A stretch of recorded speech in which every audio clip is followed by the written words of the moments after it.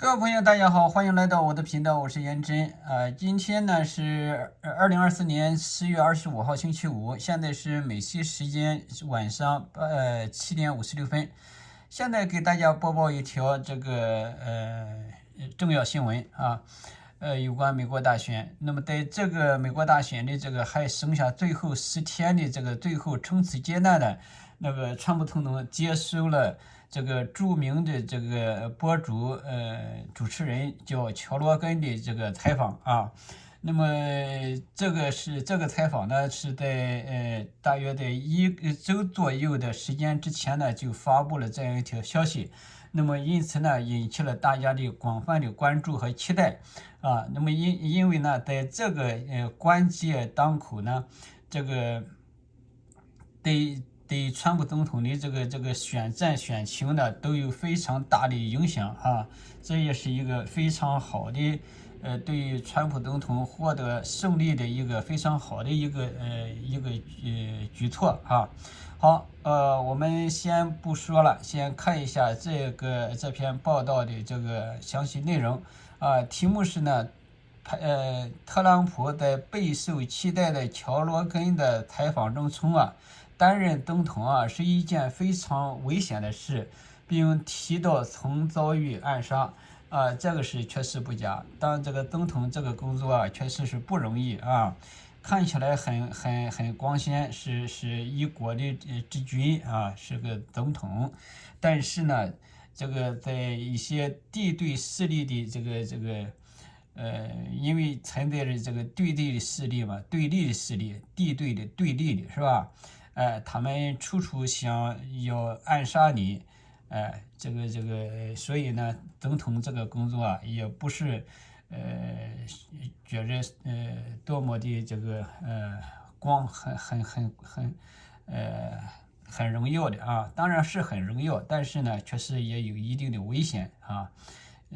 因为他们你像特别是在美国这个对总统的暗杀呢是发生了多起了啊。最著名的就是肯尼迪被暗杀是吧？这个到现在呢还是个谜，大家还不知道到底是这个是谁背后主使啊。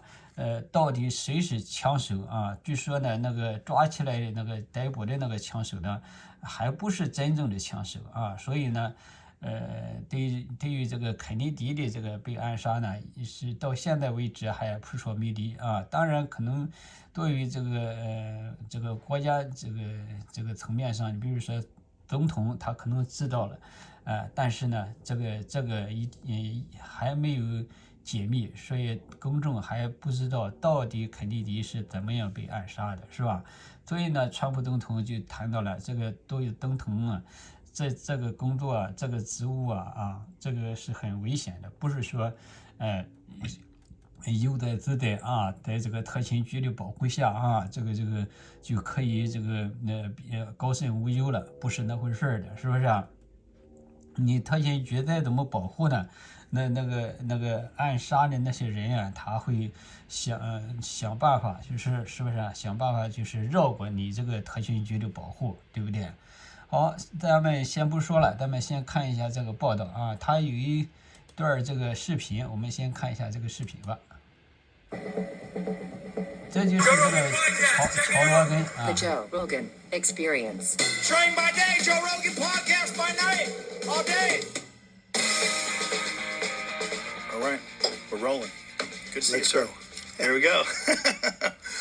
One of the things I wanted to talk to you about, I wanted to play this, but we decided we shouldn't play it because it could get copyright strike, and we don't want to get the episode.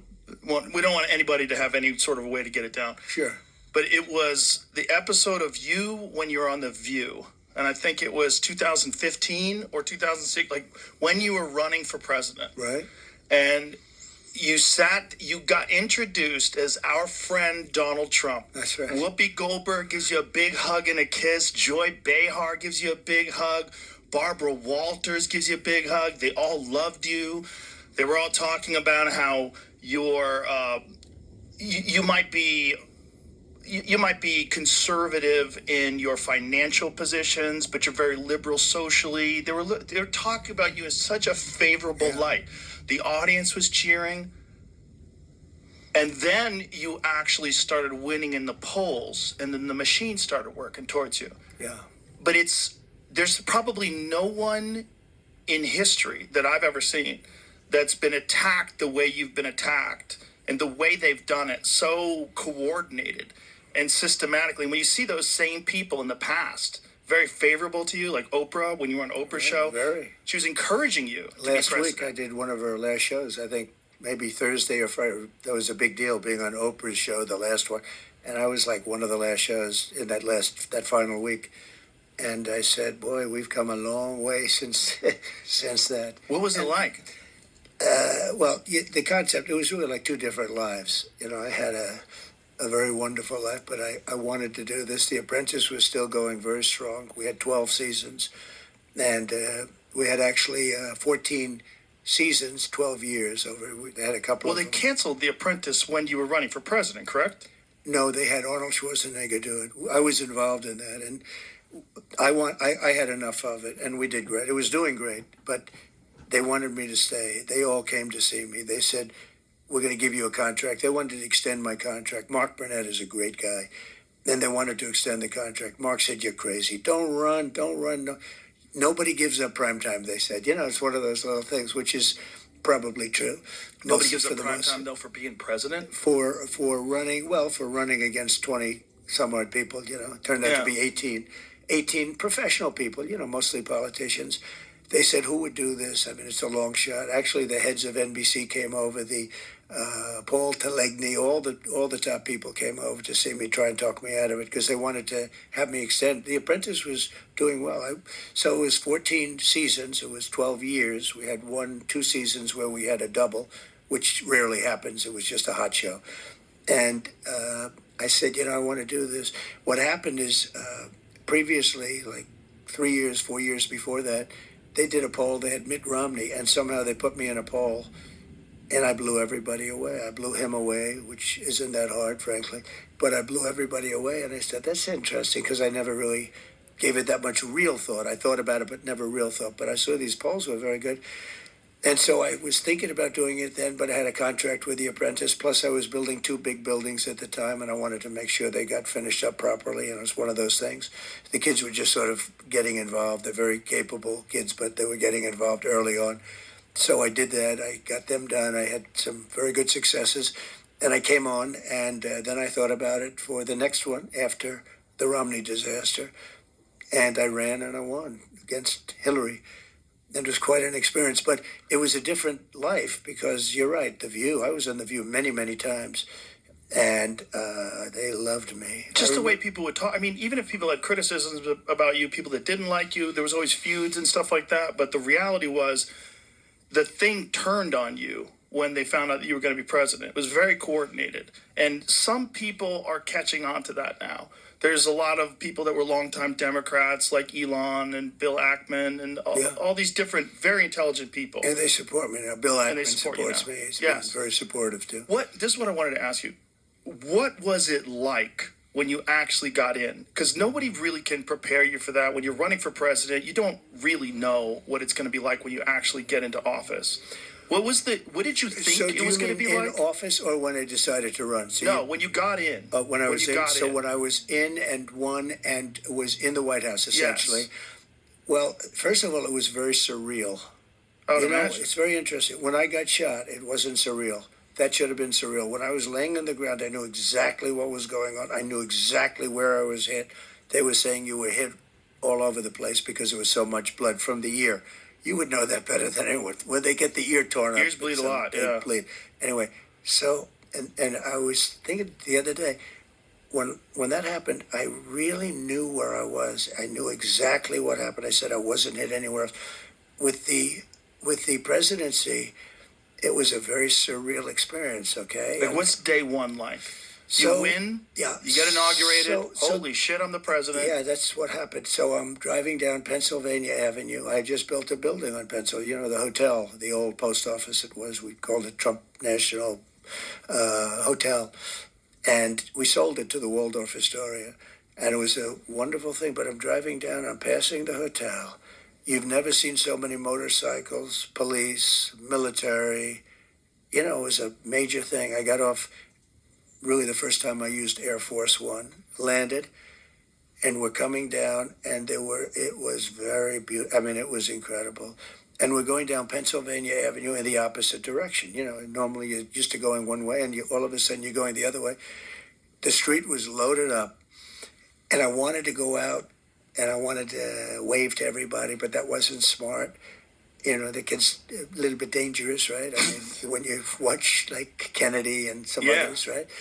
But I really felt, I don't know, the love was so crazy. And so I did get out of the car for a brief, you know, just for a very short walk. I thought it was very important to do. And Melania got out with a beautiful dress on that became sort of a staple. It was, people loved it. And Barron, and we're walking down the street.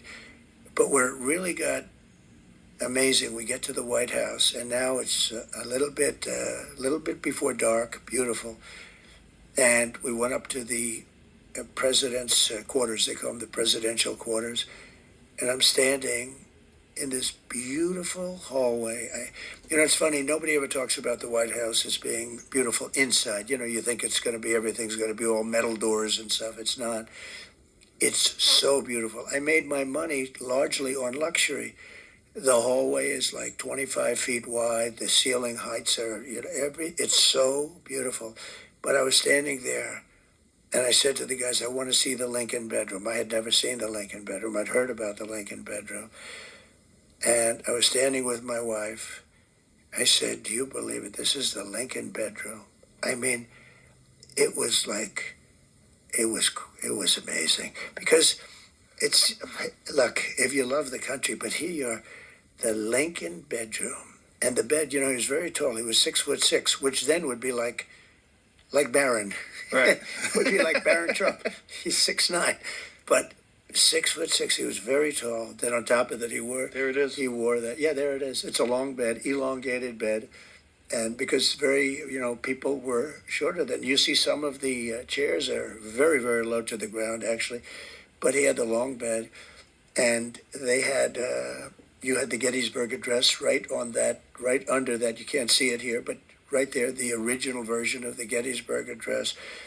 And this is the original, and I'm looking, and I just looked around. I said, do you believe this? Because I was never a politician. First of all, even if you were a politician, but I was never a politician. I sort of just started, right? Right. And all of a sudden I'm standing in the White House.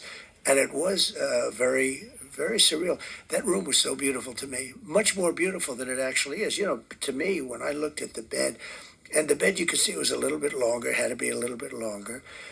He lost his son, and they suffered, the two of them suffered from melancholia. They didn't call it depression. They called it melancholia. And they suffered from it. He was a very depressed guy, and she was a very depressed woman, more so than him. And on top of that, they lost their son, whose name was Ted. And it was just seeing it in the little picture, the little tiny picture. I mean, you can't see the details there. Little tiny, everything the way it was, a little tiny picture of Tad, who he lost. And it was devastating. And he was, he was in a war. He was having a hard time because he couldn't beat Robert E. Lee. Robert E. Lee won like 13 battles in a row. And he was getting like a phobia, like a fighter. You know, a lot about the fight stuff. But like, I went to a UFC fight, and it was a champion who was 14-1 about a year ago. You would know the names. 14-1. And the only guy he lost to was this one guy. But the guy that he was fighting was like almost just an average fighter, lost numerous times, but he beat this one guy. So I said, okay. I really don't know who you're talking about. I will figure it out. Okay. But about a year ago, but the point is that he lost. He wasn't nearly the fighter. But the one who was not nearly the fighter had beaten. He's the only guy that beat the champ like 5 years before. And I said, I'll take the guy that won the other fight. And that's what happened. He beat him a second time. Sometimes Lincoln, psychological advantages. Yeah, what is this crazy thing? Lincoln had I don't know, I've never read this. I heard it from people in the White House who really understand what was going on with the whole life of the White House. But Lincoln had the yips about, in a way, as the golfers would say. He had a phobia about Robert E. Lee. He said, I can't beat Robert, because Robert E. Lee won many battles in a row. He was just beating the hell out of him. You know, they tried to get Robert E. Lee to be on the North, but he said, no, I have to be with my state. You know, the state was his whole thing, and he went to the South. And he was, I've had generals tell me, we have some great generals, the real generals, not the ones you see on television, the ones that beat ISIS with me. We defeated ISIS in record time. It was supposed to take years, and we did it in a matter of weeks. These are great generals. These are tough guys. These are not woke guys. But their favorite general, in terms of genius, was Robert E. Lee. In terms of strategy, you mean? Strategy, strategically. He took a war that should have been over in a few days, and it was, you know, years of hell, a vicious war. And so here I am standing there, and again, I had never really done this before. You know, I ran a number of months before I won. I probably, I guess if you figured max it out, it would be a year, something like that. So I had never run for office. And I did well. I mean, I went into debates. We had 18 people, including me, and then slowly but surely they started to disappear. We had debates, good debates. Everyone's aware of all this stuff. What I want to get to is, like, what was the experience once you got inside? It like, was just what did you think it was going to be like in terms of, like, your ability to govern? Yeah. Like, this is your first experience governing anything. You've never been a governor. You've never been a mayor. Private stuff. Business. Yeah. But now all of a sudden you're inside the White House. The biggest thing was just that first moment of being in this hallowed. It was really a hallowed place to me. It was surreal. It was beyond. To me, that was the experience. It was a surreal experience. And then, with time, that wears off. With time, it becomes, you know, your place where you stay. And I was doing a lot of. I had two things that I really focused on: governing the country and survival. Because from the moment I won, before I got to office, all of a sudden, they came down. I mean, nobody has ever been treated that way. And you see that. I mean, you see where in the Washington Post very early on they said, well, now the impeachment stuff starts. And it did. I mean, it literally started from the beginning. So I had survival and run the nation. I had a combination. Most people don't have the survival. They get in. What did you expect, though, in terms of, like, once you got inside, you had to appoint all these people? Yeah. Like, how many appointments did you have to make? Well, you have actually 10,000 appointments. Now, they're different. You know, you have big ones, and then they appoint 100 people and 200 people.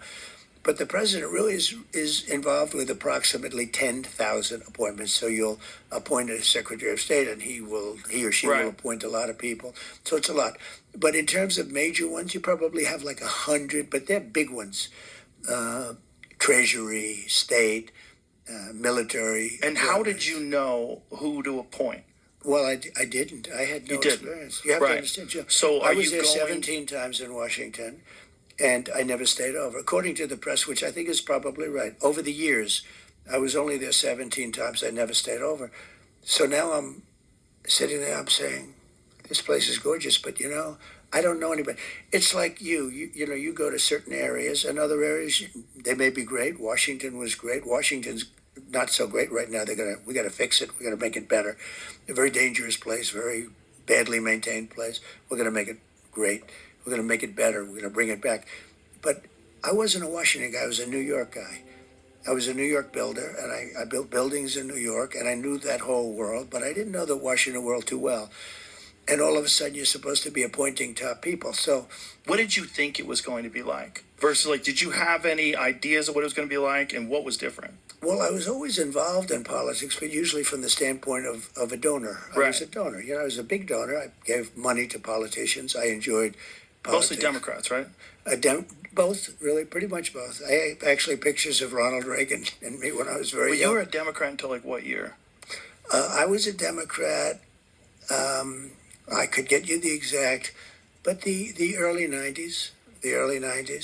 I switched over eventually. Actually, they had a Reform Party. I was thinking about doing that for a little while, but then fortunately I didn't, because it's very hard. You know, it's a two-party system, And anytime you hear third party, I know you like RFK Jr. and so do I. He's a fantastic guy. I do, but I thought that whole being thing an is very independent tough. was nonsense. It doesn't work. It doesn't work because even if you do great, you're not going to get Congress. In other words, Right. you need now to say, okay, now I'll get half of Congress that's never going to vote for you. So even if you got there, which is very hard, and I know how you feel about Bobby, and I feel the same way, and he's now with us. But it doesn't. It's pure and simple. It's a two-party system. Right.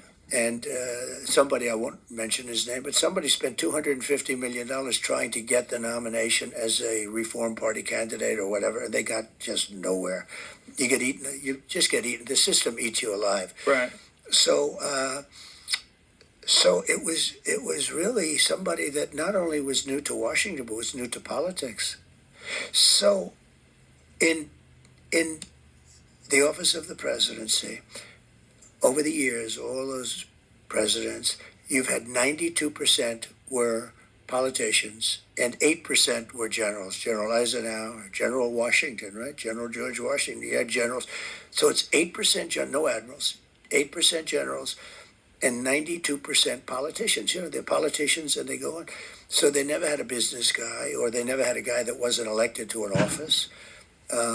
They were all like Ronald Reagan he was a movie actor, and then but he became the governor of California for, I think, 2 terms, and then he ran. So you'd never had a thing like this. But in terms of me, and sometimes I'd use it as an excuse, and I don't like having excuses actually, but I'd use it as an excuse. I had to rely on people that I respected or liked, but that I didn't know that well because I didn't know them that well. Some of those people I campaigned against because, when you have 18 people, we had mostly politicians running in the election, running in the primaries. And they got knocked out one by one, but I got to like some of them. Some of them I didn't like at all. I don't like them now. And I'd rely on them and I'd rely on other people. So all of a sudden, people would come in, I'd like to recommend so-and-so to be Secretary of State. And I'd have 3-4 people recommend. One thing I can tell you, Joe, everybody wants the position. Of course. No, but sometimes I'll hear a lot of people don't want to work with Trump because Trump is tough to work with, etc. Let me tell you, everybody wants to be any one of these positions. They die for it. Of course. Now, they don't want to be known. I mean, there's a particular guy in New York, primarily, very big, very successful, very strong, very political, although he's not a politician. He'd give anything to be Secretary of State, but if they ask him, no, I don't think I would do it. But in the meantime, begging for it, okay, begging. I believe you. Everybody wants it. But what I wanted to get by the to... way, no matter what you do, but it's very dangerous to pick somebody outside of a politician because a politician's been basically vetted for years. Right. You pick a business guy, and they've never been vetted at all, and they're, the head of a big company or something, but they've never been vetted. You know nothing about his personal life. You know nothing about where he's been. When you put him in, it's a little bit dangerous because all of a sudden they get checked up and you hear things that you're saying, wow, this is not going to work out too well. So it's very dangerous. Picking people that are outside of politics is somewhat dangerous. So you're kind of stuck in a position where you have to pick established people. And then the problem with established people is established people are already indoctrinated into the system. And they're stiffs in many cases. Stiffs. They're survivors. I find that, What do you mean by stiffs? When you say stiffs? a stiff, they don't have nothing. They have nothing. Or they're smart and survive. One little thing. So there was a congressman years before I ran, and I was very close to him. And I needed a license on something, and he was very important in getting the license. But it was a little bit controversial, the license, this particular thing that was being licensed. But I was close to this guy and helped him and everything else. And I went to him, I said, I'd like to have your help. And he said, let me take a look at it. I said, ooh, that's not too good. But I really hope you can help. And anyway, he tapped me along for a long period of time and ultimately didn't do it. And I said, you are a stiff. You could have done this thing so easy, etc. But it was controversial. He was in Congress for many years, like 28 years. And, there's a reason when somebody's there for 28 years, you got to be sort of smart. Right. You have all the scandals. And I realized he was a survivor. And so they never do anything controversial. Well, they never take any chances or speak their opinion that's outside of the... Yeah. Sometimes. And yet I don't disrespect him for it. So- I actually respected the guy more in a certain way. I said, Because you he know, did survive. You know what? He's been there like for 28 years, and he made it through. A lot of people don't make it through. It's a good way for non-exceptional people to survive. Well, it is. Yeah. I mean, it certainly is. So you're in there. You have 10,000 appointments you have to make. Like, so you're getting advice from people. And at one point in time, did you have a moment in time where you realized, like, these are bad choices? Like, some of these people I shouldn't have had in there. Oh, yeah. I think so. The one question that you'll ask me, that I think you'll ask me, that people seem to ask, and I always come up with the same answer. If the one mistake, because I had a lot of success, great economy, great everything. Everything was great. We the military, we rebuilt it, biggest tax cuts in history, all this stuff. We had a great presidency. 3 Supreme Court justices. Most people get none. You know, you pick them young. This way they're there for 50 years, right? So, Right. you know, even if a president is there for 8 years, oftentimes they never have a chance. I had 3. It was sort of the luck of the draw. But I will say that it always comes back to the same answer. The biggest mistake I made was I picked some people. I picked some great people, you know, but you don't think about that. I picked some people that I shouldn't have picked. I picked a few people that I shouldn't have picked. And Neocons? yeah, neocons or bad people or disloyal people or People that were just people bad. that were into the You got bad advice. Yeah, I mean, look, I mean, you're reading about him a little bit today.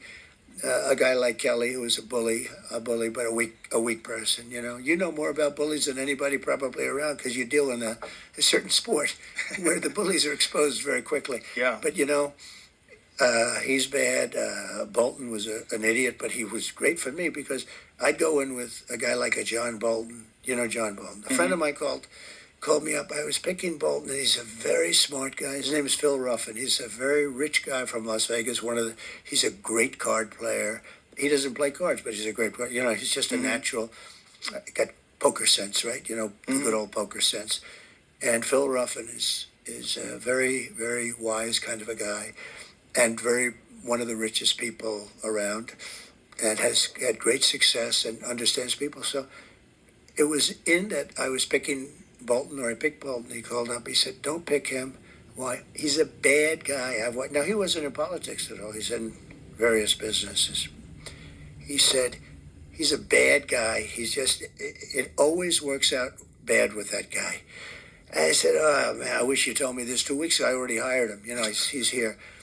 And he was right, but he was good in a certain way. He's a nut job, and every time I had to deal with a country, when they saw this whack job standing behind me, they said, "Oh man, Trump's going to go to war with us." He was with Bush when they went stupidly into the Middle East. They should have never done it. I used to say it as a civilian. So I always got more publicity than other people, and it wasn't like I was trying. In fact, I don't know exactly why. Maybe you can tell me why. Oh, I could definitely tell you. You said a lot of wild shit. Maybe. He said a lot of wild shit, and then CNN, in all their brilliance, by highlighting your wild shit, made you much more popular. Yeah. And they boosted you in the polls because people were tired of someone talking in this bullshit, pre-prepared politician lingo. And even if they didn't agree with you, they at least knew whoever that guy is, that's him. That's really him. Yeah. When you see certain people talk, certain people in the public eye, you don't know who they are. You have no idea who they are. It's very difficult to know. You see them in conversations. They have these pre-planned answers. They say everything. It's very rehearsed. You never get to the meat of it. One of the beautiful things about you is that you freeball. Like, you get out and you do these huge events, and you're just talking, and you're making. We've highlighted you on the show many times when you did this Biden impression where he's walking around, he doesn't know what he's doing. It's funny. It's stand up. It's funny stuff, but it's like you and you were making fun of Elon one time. You were doing an Elon impression. It's great. You have like comedic instincts. Like when you said to Hillary, "You'd be in jail." Like that's great timing. Yeah. But it's like that kind of stuff was unheard of as a politician. Like no one had done that. And I think... it's funny. You need at least the attitude of a comedian when you're doing this business. This is a very Yes. dangerous business. First of all, it's a very tough business. When It's the most dangerous yes, the business. most, well, for a job. Yes. Like, I mean, other than it's going the to far. war and being a firefighter or being a cop, Yeah. it's the most dangerous It's business. the most dangerous. For being president is the most dangerous. Especially you. I mean, Oh, much more you so. haven't even got to the election. There's been 2 assassination attempts, and they've brushed those out of the news like it was nothing. Yeah, they'd rather not talk about them. Imagine if there was assassination attempts on Biden, how hard people would be attacking the right, how they would be trying to get guns taken away from people. They would try to ramp up gun laws. They would try to figure out some way to blame you. If there was attacks on, if Biden got shot in the ear, we would have never heard the end of it. But I think he's in good shape because it's only consequential presidents. If you take a look at what's happened, look, I'm for having countries pay us billions and billions and trillions even dollars. I took in hundreds of billions of dollars from China. Nobody took in 10 cents, not one other president. I do things that make it, that don't necessarily make me so popular. I just 好，朋友们，他这个整个采访过程呢是2个小时58分49秒啊，这个采访在网络上非常火爆，前半个小时呢就吸引了30万观众啊，如果朋友们感兴趣呢，想看这个全部的这个视频呢。我在这个节目详细介绍里边呢，把链接放在那个地方，你可以点那个链接呢去看整个的这个采访过程啊。那么咱们刚才呢看的是这个一部分啊，前半个小时吧，就是前边的26分钟43秒的这个采访过程啊。好，那么这篇文章的详细介绍呢是啊。这个周五晚上，喜剧演员乔罗根与前总统唐纳德特朗普的访谈播出半个小时内啊，就仅有40万人啊收看了这场备受期待的对话。现年78岁的特朗普呢，在乔罗根体验节目中啊出现了近3个小时啊，也就是说这个2个小时58分嘛，是吧？近3个小时嘛，是吧？一开始呢，他谈到的是自己的2种不同的生活，指的是他在2015年涉足政坛之前的一段日子啊。当时他是一名商人，还主持了真人秀节目《学徒》啊。因为川普总统以前还做过这个节目主持人，是吧啊？特朗普表示，担任总统是非常危险的事情，并提到自己曾遭遇过这个2次暗杀，这个大家都知道了，是吧？他说：“我的生活非常精彩，但我呢想做这件事情。”这位共和党候选人说道，并解释了制片人为何希望延长他的热门节目中的合同，以便继续在黄金时段播出。那么他们呢不知怎么地把我放在了一项民意调查中，结果我让所有人都大吃一惊。这是指的他第一次竞选总统，是吧？就在采访在乔罗根体验这个 YouTube 频道直播的几个小时前呢，特朗普在德克萨斯州奥斯汀的罗根工作室录制了这次讨论。采访时长呢约为2个小时58分钟啊，这是彭博社的今年的这个报道啊。乔罗根体验呢在 Spotify 上的粉丝量有1450万人啊，这就是这个乔罗根为什么这个人很著名的一个博主呢？因为他有1450多万的这个粉丝啊。在竞选活动的最后阶段，就是最后10天了，是吧？特朗普呢曾出现在多个播客节目当中，并于8月与特斯拉 X 所有者伊隆马斯克共同主持了一场流媒体对话。这位特斯拉和 SpaceX 的亿万富翁领导人表示这次对话的观看人数达到了10个亿啊，这是相当不得了的，是不是？这位前总统和他的民主党对手60岁的副总统卡马拉哈里斯在大多数摇摆州的民意调查当中他这点说是不相上下，但是在有的报道当中啊，早就说了这个川普总统是领先这个卡马拉哈里斯的，在所有的摇摆州当中啊。但是呢，这里边还是大家都很担心的，就是谁呢？就是那个这7个摇摆州当中的最关键的一个呢，就是宾夕法尼亚州啊。这个州呢是号称呢得宾州啊得天下啊，就是这个宾州是至关重要，所以呢竞选双方呢都是多次十几次的去宾州啊，到不同的这个县啊区啊这个镇啊去这个演讲啊，这个让大家这个明确自己的这个竞选纲领啊，让他们去支持这个自己啊。比如说这个川普总统当然是希望这个选民们支持川普，是吧？这个哈里斯呢，当然希望选民支持他，是不是？这就是这个各尽其能吧，是不是？各显神通吧，争取最大的这个获得的这个支持率，是这个意思啊。好，那么本期节目呢，咱们就介绍到这里啊，谢谢朋友们的观看，我们下期节目再见啊。